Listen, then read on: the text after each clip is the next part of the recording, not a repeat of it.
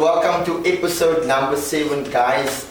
If you all know, you know myself. I'm super excited with this episode. This week we are talking business, we are talking strategies, we're talking a lot of stuff. I have a good sir that I'm looking up to, mentor, guru, wisdom guru, no one else to the mic. Please welcome Errol Van Schalkwyk. Welcome, sir. Hi, thank you, Dan. Thank you for having me here. Super excited to be here. Yo, I need to try to control myself because I know this is just gonna, this is just beyond me. You've influenced me in the way you speak, in the way you write, and in just the way you are, the way you carry yourself. I think I want to open this episode by saying one of the quotes that you have in your books. I'd say, if there ever was a time in humanity when we needed to upgrade our skill and updated our knowledge and understanding of who we are and what we can do, it is now. I mean, when I read that part of the book, I was like, I'm finished. I don't need to read further. Like, I don't need it. So I know you're author, you're a businessman. For those that don't know, you just give us a small, in a nutshell of who you are, where you're from. Go ahead, the mic is yours. Okay, thank you, Sam. Alright, now in a nutshell, you know my name, Errol Van Schalkwyk. Many of you don't know me, but I'm working on that. I take full responsibility for everybody out there who doesn't know me. You're supposed to know me. Come on. Because my mission is to inspire, to educate, and to inform our generation to think different, to make the switch from what we've been taught all the years, because somehow we have to come to a place in our lives where we evaluate what we have been taught is working for us, and if not, we should make the switch. Okay, I'm running a printed publishing company for 7 years now. I'm setting it up because we're after the millions now. Come on now. All right, and so yes, I am married to one wife. Come on. Okay, for 15 years now, and with 2 lovely boys, 8 and 12 years old. And that's basically me in a nutshell. And then I don't know the thing that John talking about, but yes, I'm pretty comfortable in being me, but always challenging myself each and every day to become better, a better me, to serve you a better me. Come on now. I'll let this go. I have such a lot of questions. Not just the one that I jotted down, but the ones that I have in my head is like, it's beyond me. You say you're running a printing company right now, and obviously it starts by being a writer, start by a normal small page.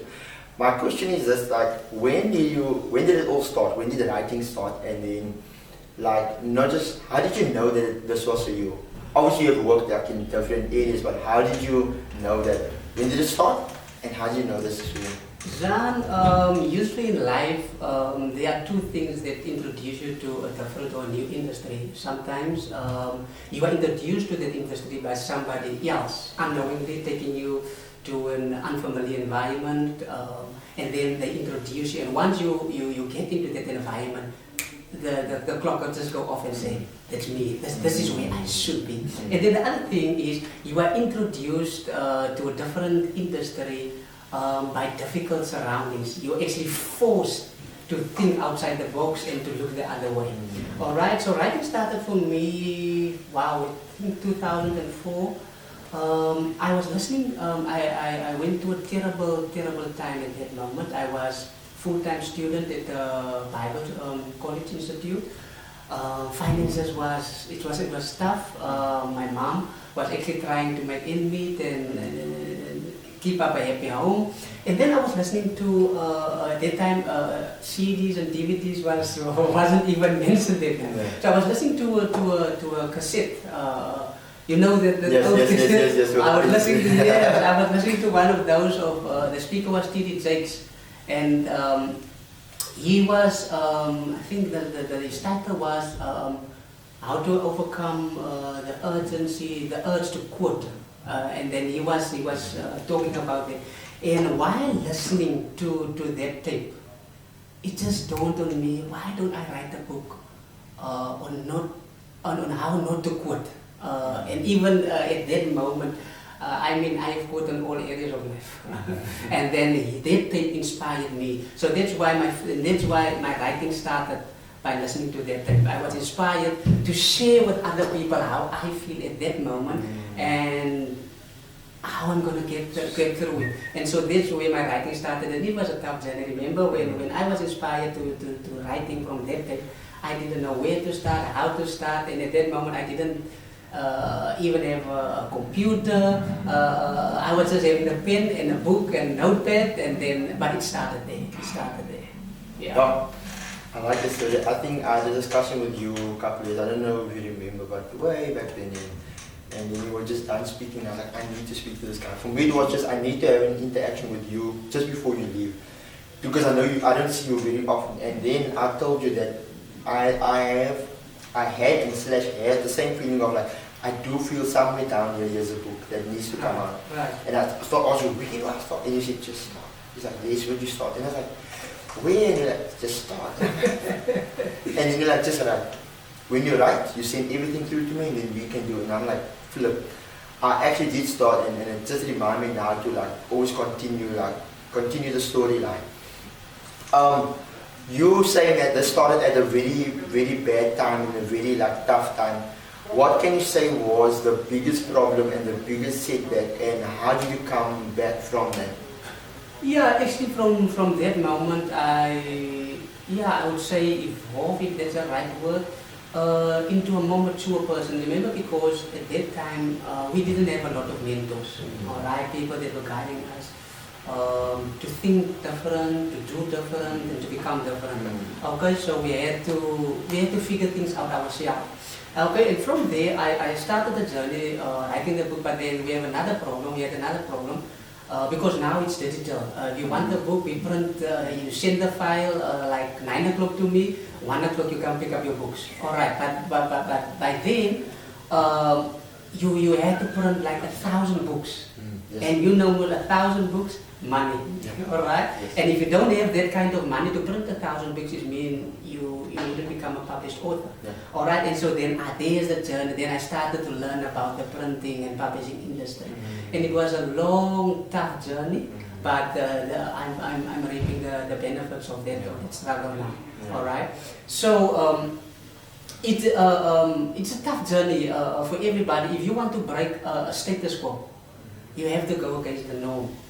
And once you decide to break the norm, the forces that control the norm will come down on you.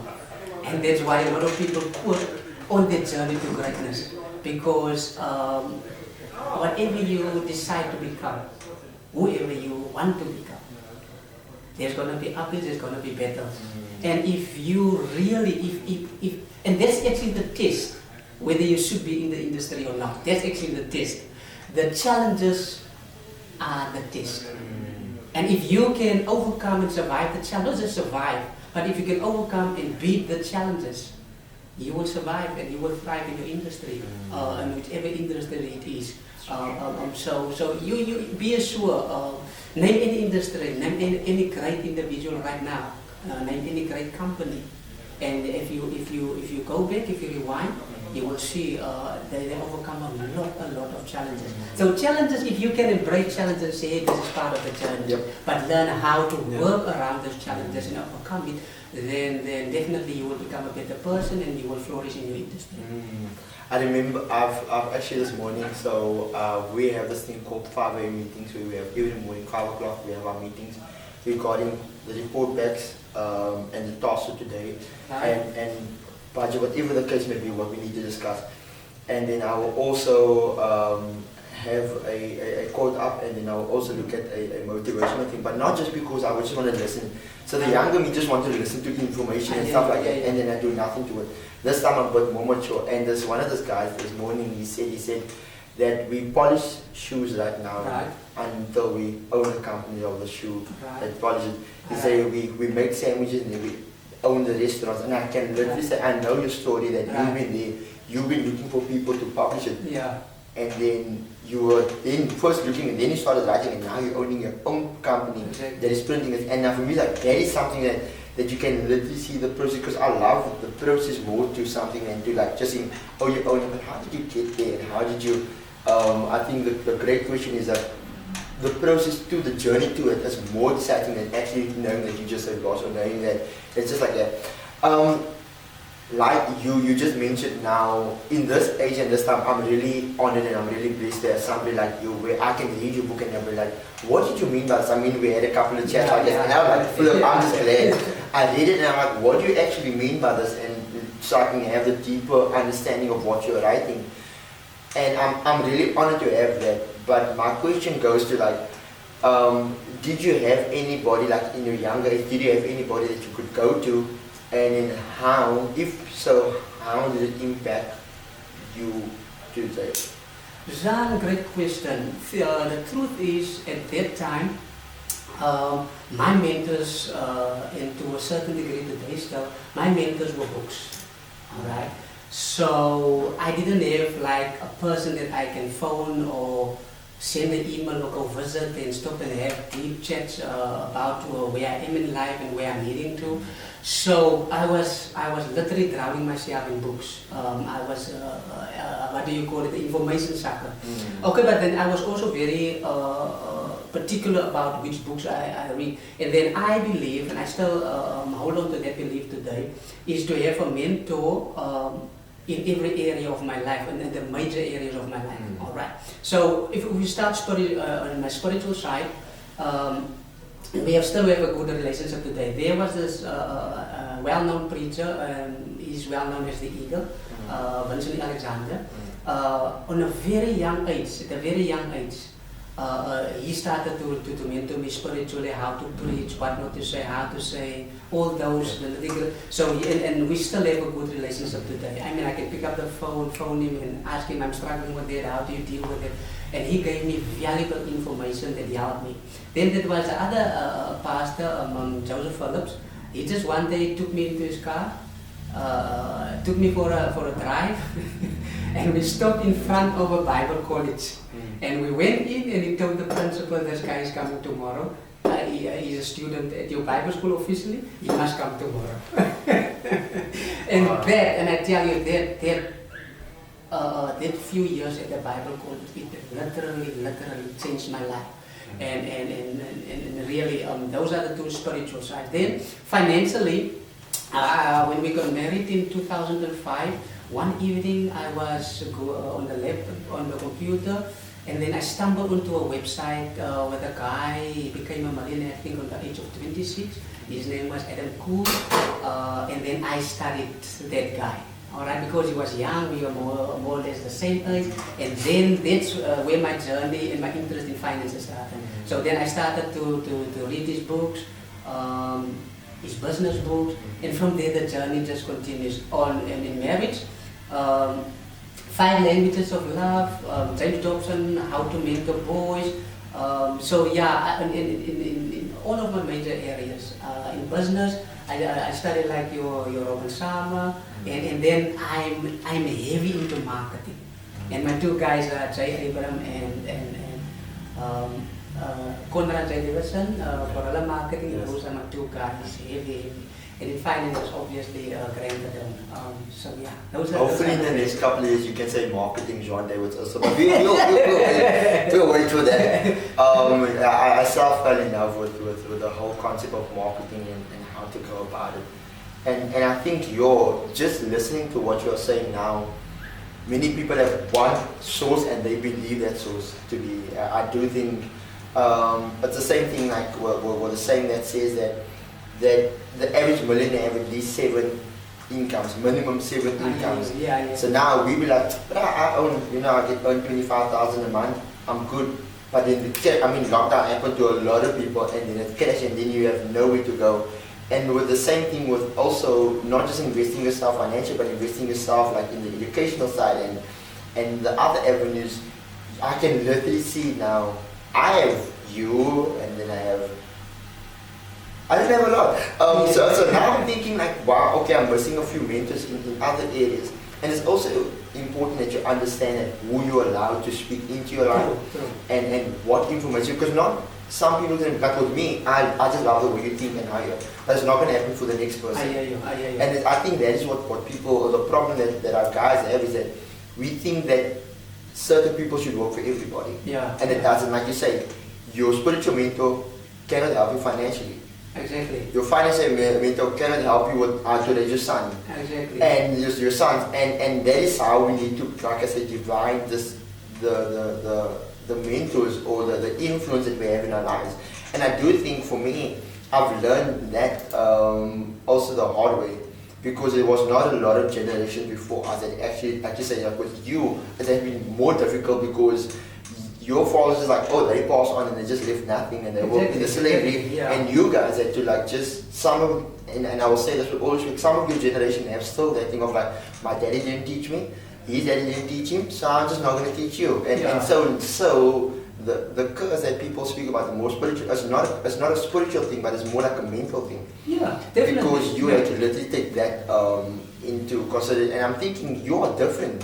Yeah, but that concept, I mean, the word says, the Bible says, a good man leaves an inheritance to his children's children. All right, and so what inheritance do we leave? Do we give to our children? So actually, just from that one verse, I mean, I'm practicing that thing, because leaving an inheritance doesn't just mean you leave your child a house, all right, which is a benefit, because when you can buy your child a house, you don't only buy them a house, you buy them time, all right, because but I've been in at funeral services, and then the children would go up or afterwards and say, my daddy was a great daddy. He didn't leave us much, but he left us the name of Jesus, and that's enough. That's not enough. All right? That's not enough. Because how can a good daddy leave your children the name of Jesus and never taught them the principles of Jesus? All right? Because the name of Jesus will give you access to heaven. All right? And the afterlife, and you will have great benefits of it. And I'm Christian. All right? But the principles of Jesus will manifest heaven and earth, and that's where we lack.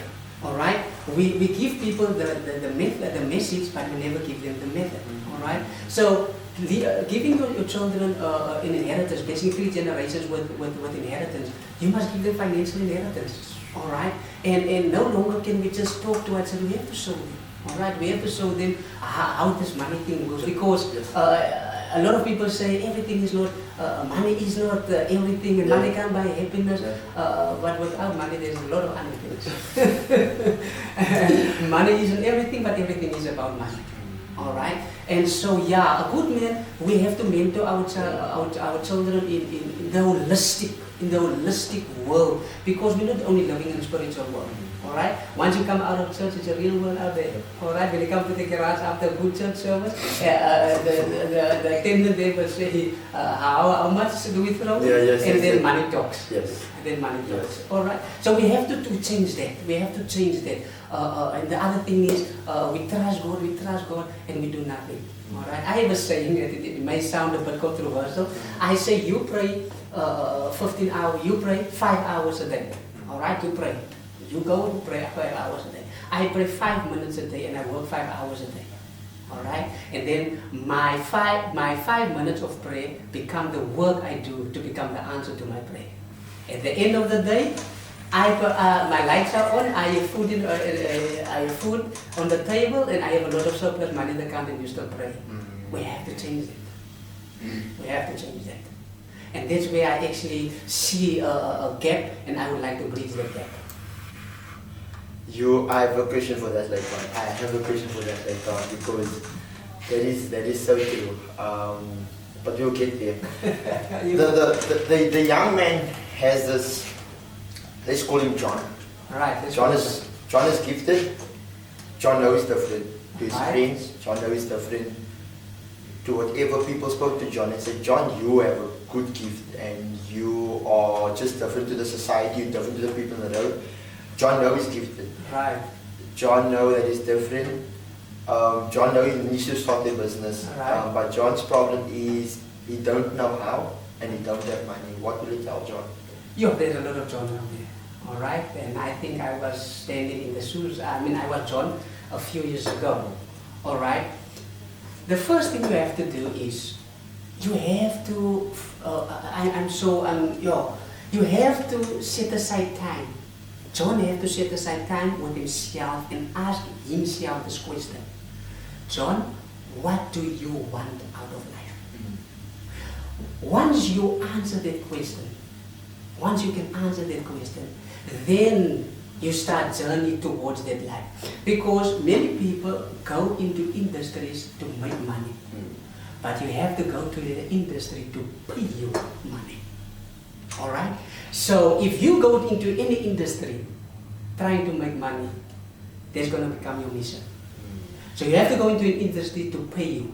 And how do you do that? You have to study your industry before you can master your industry. Because in every industry there are certain principles. And if you adhere to the principles, the rewards become voluntary. But if you don't adhere to the principles, how can you become successful in that industry? So the first thing I would tell John is, John, what do you want out of life? Not what people say you need to become. Not what the neighbors say, not what your daddy or your mom. What do you want? Because most of the time, we believe other people become successful, other people can become wealthy. But you have to believe in the possibility that you can become wealthy. You have to put you into the equation. And once you can do that, then a whole new world will open up for you. That's the first thing you need to do. Secondly, study your industry. The pros, the cons. You have to study your industry.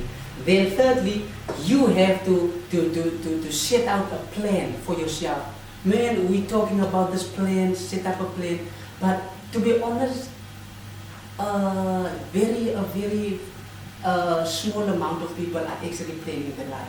Even with this crisis that we know with this pandemic, and I always used to say a pandemic do two things. It highlights what we did wrong over the years, it just highlights it. And then it forces us to do differently. Alright? So then John, besides determining what he wants to become, study your industry, and then you have to set out a plan. You have to map up your life. Where do I go from here? Alright? And then fourthly, and that is a major thing, how are you going to finance your journey? How are you going to finance your journey? And I mean, even in my life, finances play a big role. I mean, you can be gifted, you can be skilled, you can be talented, and you know these things.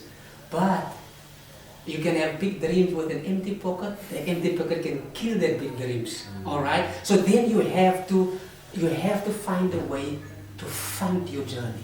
All right. You have to find a way to fund your journey. And I'm sorry to say, but people don't really want to talk about money. But money fund journeys. All right. And if you don't want to talk about let's ask John this question: how much will it cost him to start? How much will it cost him to grow?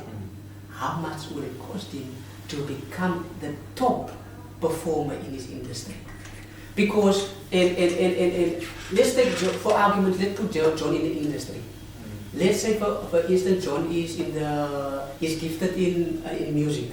All right, he sings well, or he can play the musical instruments. All right. The mistake most people make is once they discover that they're gifted, they start to charge or put a price tag on it. And I say that's where most people go wrong. Because you need to understand the stages of your gift. Once you become familiar with the gift and people notice that you are gifted, at that stage you are only introduced to your gift. Alright? You cannot charge, you cannot put a price tag on the first stage of your gifting, because you're always in the introductory stage. Your gift, you are introduced to your gift, and your gift are introduced to you. So you don't charge money for that. You enjoy the introductory stage. Then from there you build what I call the publication stage, where you phone people. You say, I want to come and play, I want to sing, so then you build platform. And once you build platform, you build followers. And even only in this industry, then people charge to come and sing 2 songs. They charge like $3,000, $4,000, but they only in the stage where people become familiar with them, and you can't ask that kind of money. And what happened? Instead of performing on 10 stages monthly, you're only performing on one stage yearly because of the amount of money. And now money becomes a stumbling block to your dreams. All right. So once you build platform, you build followers, and your followers will become the people that follow you because they become familiar with you, they grow attached to you, and they want to be where you are. And then from building a platform, now you become a professional. Now you become a professional. Now you start to charge certain amounts of money for certain amounts of gift. And even if you move up to the stage of becoming a professional in what you do, it doesn't mean you master it. Alright? From that stage, you have to master the platform. And that's where the fees also go up. Alright? And that's where people invite you. You don't invite yourself, people invite you because your name becomes a brand. And a lot of dons don't ever get there because at the first stage, at the introductory stage, they kill their career by the amount of money they ask. So I know a lot of Johns. Now that you're saying that, I know a lot of Johns. Exactly. And you can take this into other industries and you see. And so much more that now, like you said, the pandemic has forced people out of what they're doing. I do think also, if I can add to it, I do think a lot of these things, and including myself, is that I'm gifted. I can go into a crowd of 10 people, to 1,000 people, to thousands of people, and I can entertain them, and that's gift. Yes. But when I came back and I had my money, I come back and then, we go for pizza and then we grab it and then we just off. And then I'm like, when the end of the month, I'm like, yo, you've done 17 gigs. I really don't know what I did with the money. So I do think the problem with John was that not only was it that problem that you highlighted, but also the problem that he doesn't know business. Exactly. With you, I've learned, and like I said, I've been literally, my eyes have been so into you, like how you're writing, what you're writing, how you're speaking, what you speak about. And you said these things as that you need to know you need to know the industry. Yeah. You need to know how to change. You're a guy that obviously I don't know you in your daily life, but for me it's like when you speak you have this boldness, you're motivated and stuff like that. For somebody like you, I have my own method. Right. For somebody like you, what do you say, what is your method of your personal way of staying motivated? It doesn't matter how successful you are or are not. There are days that are less happier and less successful than other days.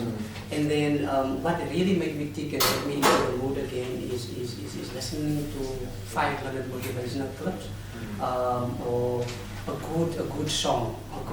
And I usually don't stay in a low mode for very long because I've told myself that even if I'm having a bad day for 24 hours, alright, so I'm out of it, say 5 minutes, 10 minutes. If it's really, really bad, you will get me in a low mood, say for half an hour max. Wow. But then I'm getting back to my game, getting back to my goals, targets for the day, and then I'm onto it again. So 5-minute motivational clips and 2 good songs, and I'm out of my mood. Wow.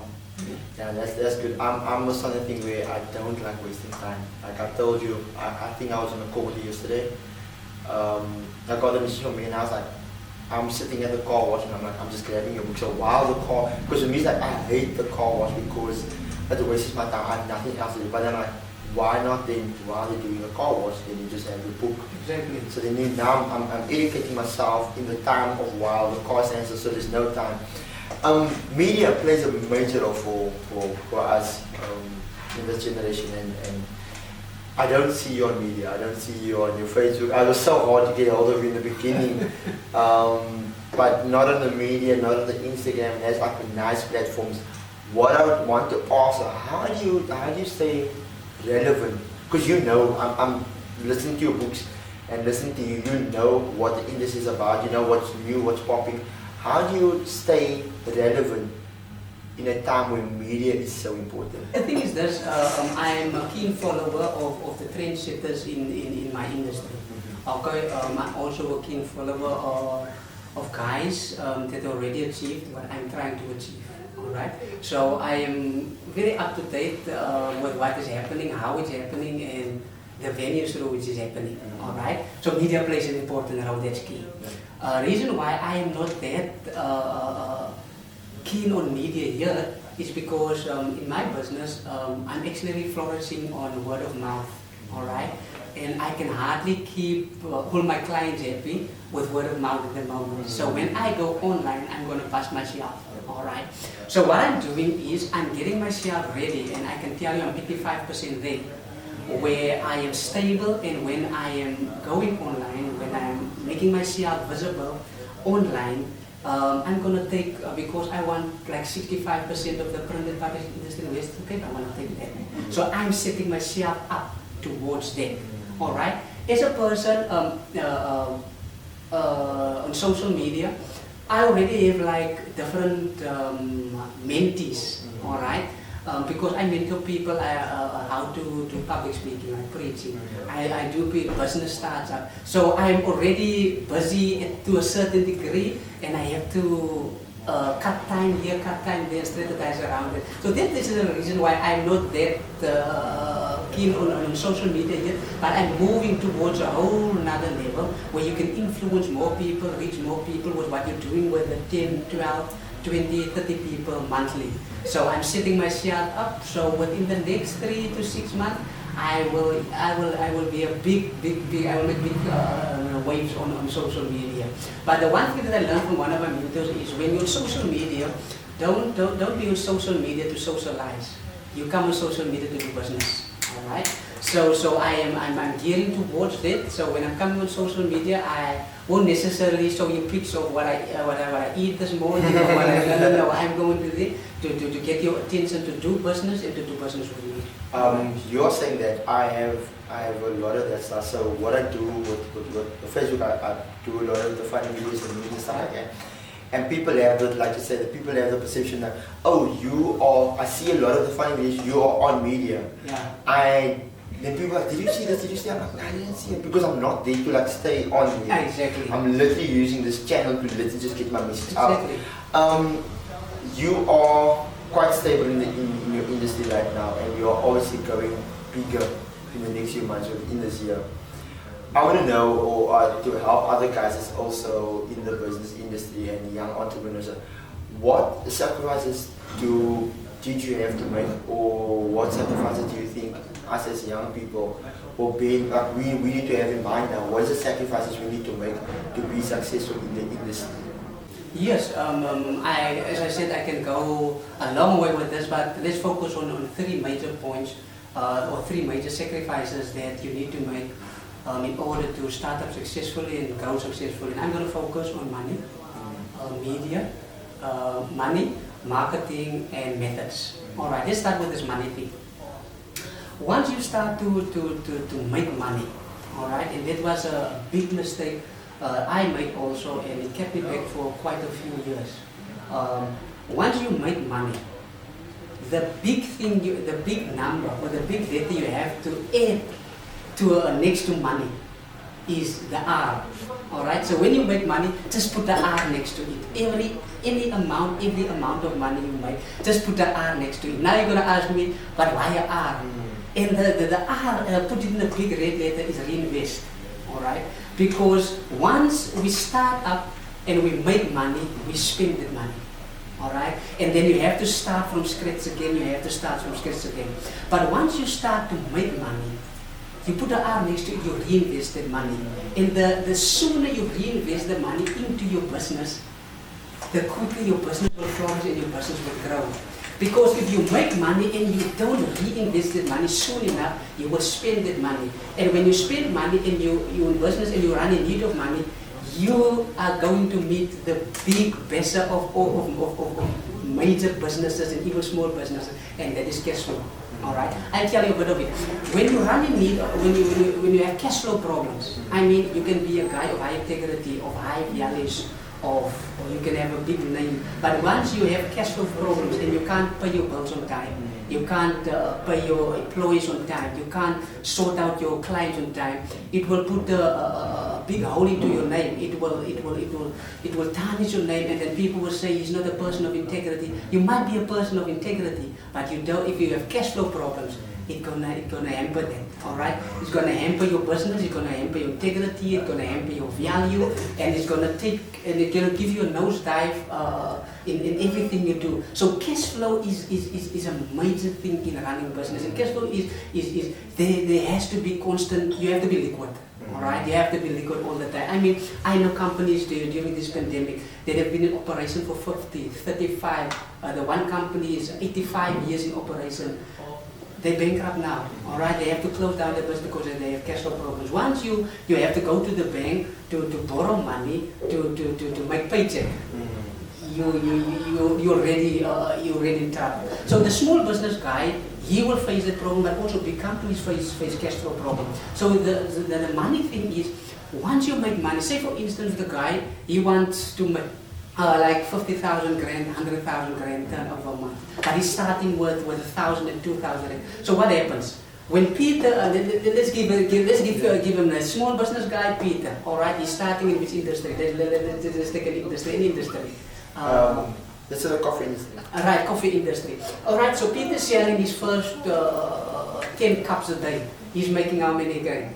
How many rand for the first day? Let's pretty much. Say 100 rand. It's just 100 rand. So what will Peter do with the 100 rand? From the 100 rand, he will take 20 rand for maybe for travel fare, then 10 rand for airtime, and then another 20 rand to buy bread and milk, 30 rand. And then Peter sits with 5 rand, and then the next day business needs 85 rand. So he sits with a problem. But as soon as you make that 100 rand, reinvest in the business. You reinvest it. And if we can get that right, reinvest your money back into your business until your business can pay you the money you need. Because you don't go into business to make money. And that is a stigma that most startup people fail to understand. You don't go into business to make money. You go into business to finance your lifestyle. All right. So your business must finance the lifestyle you are after. All right. So I'm after a certain lifestyle, and that's why I go into business. All right. So my business must finance my lifestyle. So if you don't reinvest money into your business can't reinvest money into your life. All right. So we have to get the money thing right. All right, that is key. We have to get the money. And I didn't know this when I started out. So I ran into a lot of cash flow problems and a lot of angry clients. All right. So once I started to take a step in and see what I do wrong, you have to make a sacrifice to get your money right. All right. You have to get your money right, and that's a big sacrifice. When we 5, all right, and 4 of us, all right, let's say all 5 of us made 30 grand, say 3,000 rand over the weekend. The sacrifice you need to make is, once you're serious about your business, when 4 of you spend that 3,000 rand on things that won't pay you back, you have to be willing to stand your ground and say you're not going to follow the trend. All right. So once you make that commitment to yourself that I'm not going to follow the trend, I'm going to follow my dreams, then you become different. But when you become different, you become the odd one out. All right. The second thing is marketing. When you, I see this a lot because I'm in printing. People come to me and say, hey, I want 5,000 flyers, I want posters there, because my business is in trouble. And then I will tell them and say, you don't do marketing when your business is in trouble. You do marketing so your business can't run into trouble. All right. So marketing is key. And when people cut costs, one of the first things they cut on is marketing. And that's a big mistake, all right? You have to be heavy in marketing in order to make big money, all right? And marketing is not this thing of just printing flyers and posters and stuff like that. Marketing is actually selling your business, all right? The purpose of marketing, I believe, is to make sales.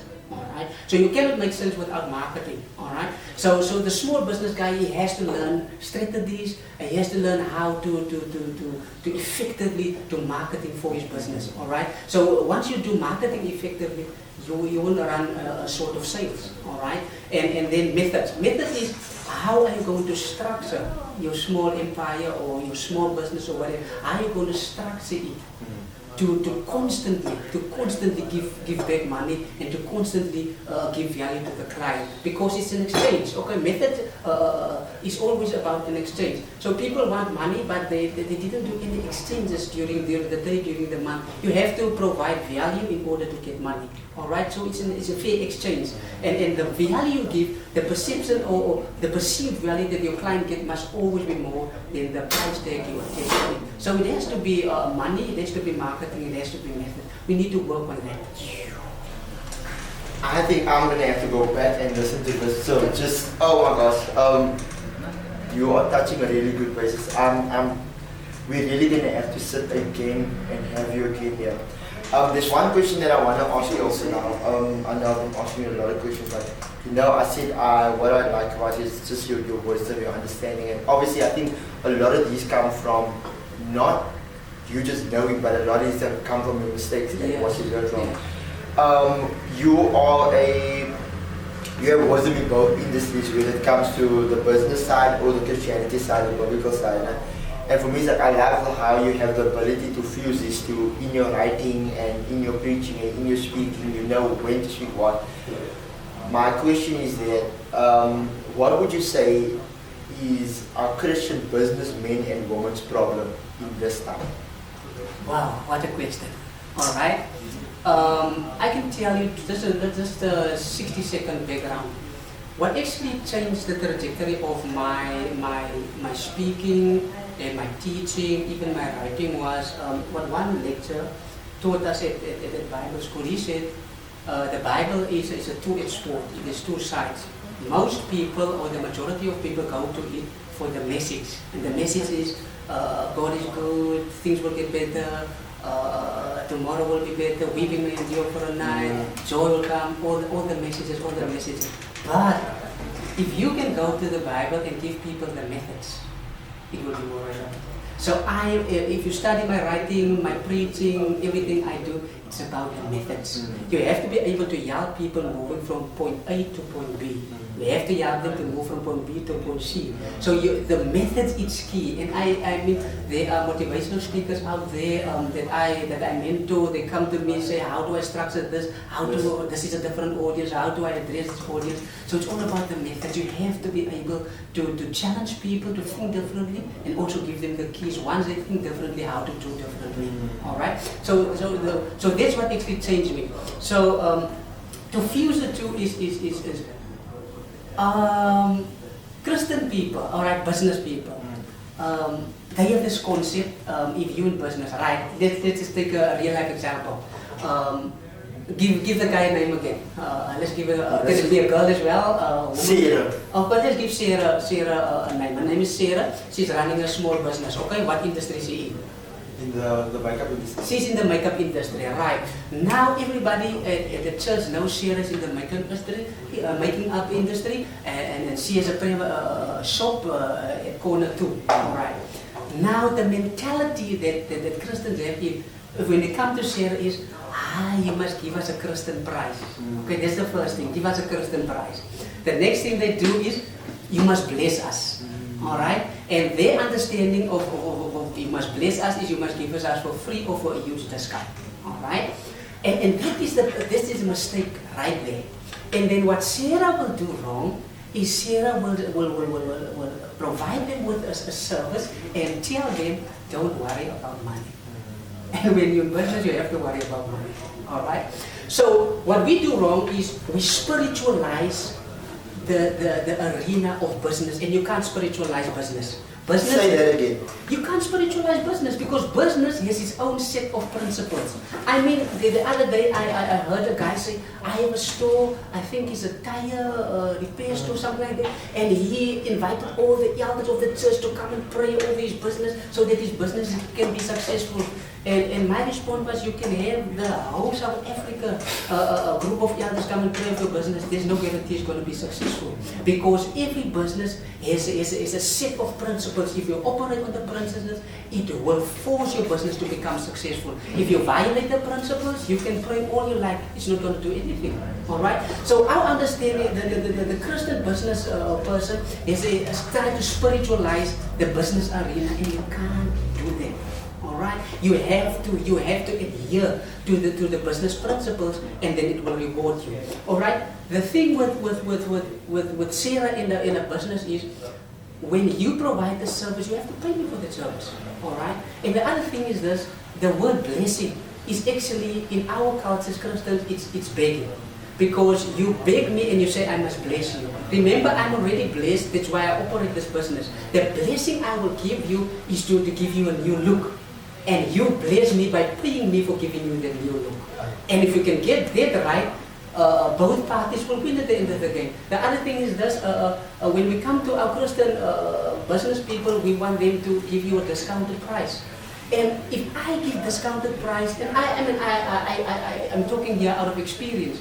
I have big names in the Christian world. They come to me and say, yeah, man, give me a better price to print that book. And I have learned a valuable lesson. The more cheaper your client, the more problematic your client.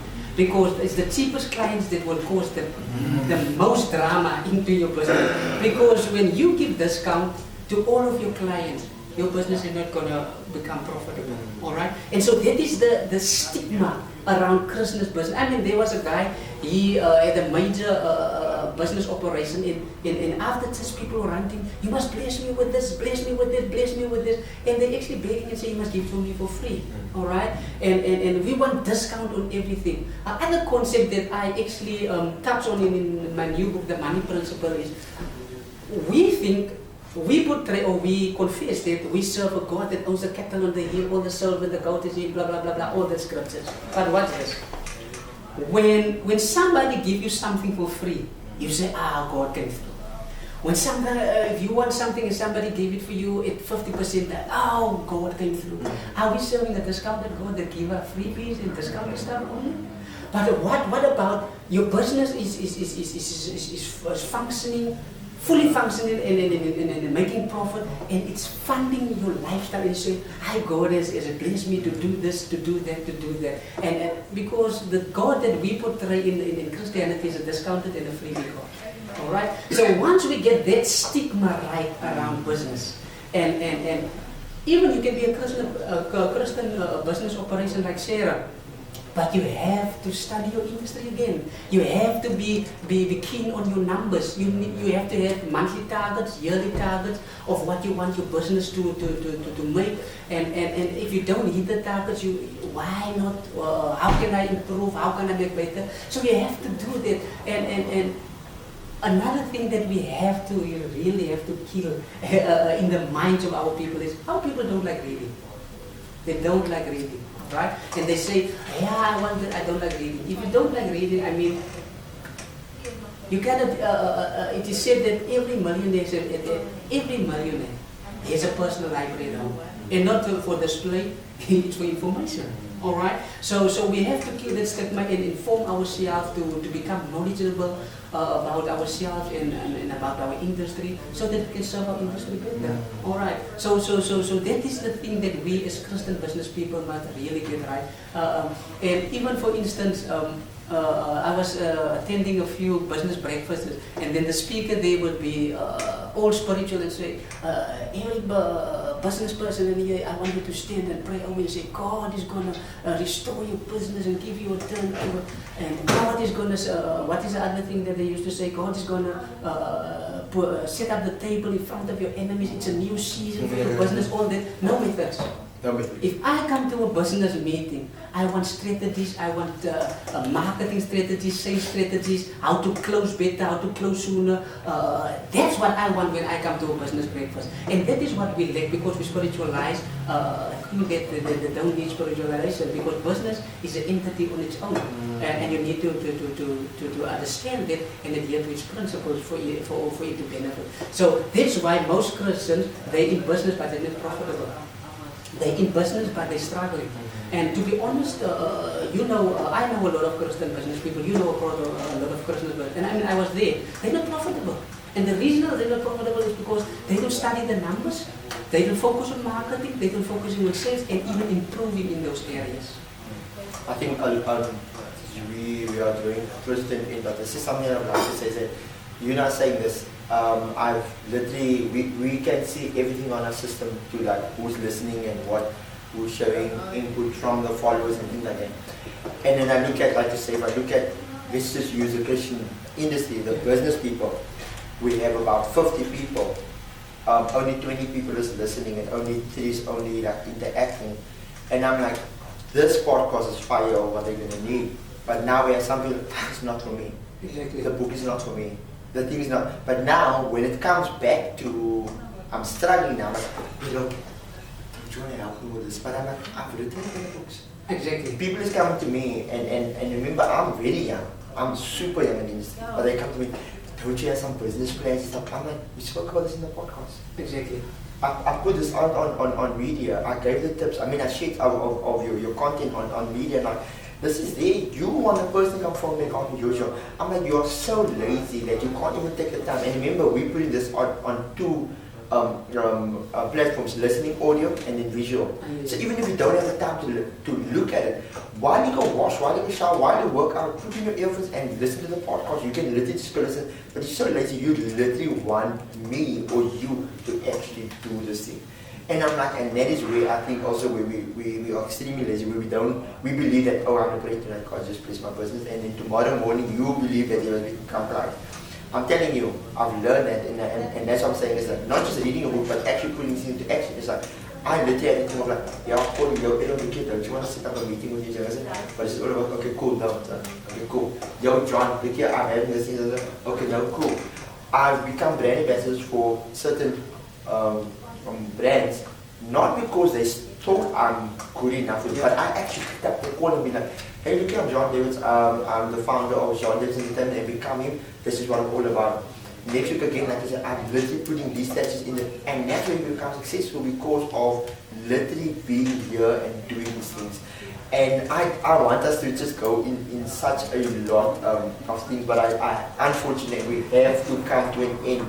We are going to continue this into once I work out the strategy of the Patreon and also the to have you in more depth of the business industry, which I would probably have episodes per book, and I would really want us to dig into them because I know there's a broader spectrum of what your way of writing, but I would like to try to work on the financial side of the discipline and also how to start up and how to, I can't even wait to start using the new one. We had a chat earlier and I would like you to just to share that again, said what would you want people to remember? There's a tough one. All right, there are 3 kinds of people I want them to remember me. Okay, three groups of people. The first one is, should I pass on before my life, I would like her to remember me as the best husband and wife I could ever have. That's my first thing. All right. And that's a broad area in itself, and it's a whole area of constant improvement and constant work, because I wanted to remember me as the best husband, as the best provider, as the best romantic person, as the best dancer, as the best prayer warrior, but also as the best lover. All right, that's a broad area in itself, and it's a full-time job. Then the second group of people I would like to leave a positive impact on is my 2 sons. All right, I want to show them and also leave with them the imprint that they can become better and do better. It doesn't matter where they are in life, they can always do better and become better. And then that's the broader audience out there. I want them to remember me as somebody who challenges them to think different and do different. If I can do, if you read my book and it challenges you to think different, and then inspire you to do different, I have succeeded in all my writing. If I preach those 2 outcomes, you think different and you do different, I have succeeded. So I want to be remembered as the guy challenged me to think different, and that's why I do. I want to be exactly what I do. Ladies and gentlemen, that's Errol Van Schalkwyk. This episode is so much fire, guys. Please do share it with the young entrepreneurs and people that's going to need this.